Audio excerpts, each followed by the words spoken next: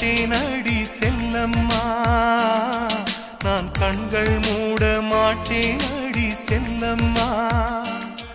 அடி நீதான் என் சந்தோஷம், பூவெல்லாம் உன் வாசம், நீ பேசும் பேச்செல்லாம் நான் கேட்கும் சங்கீதம், உன் புன்னகை நான் சேமிக்கின்ற செல்வமடி. நீ இல்லை என்றால் நான்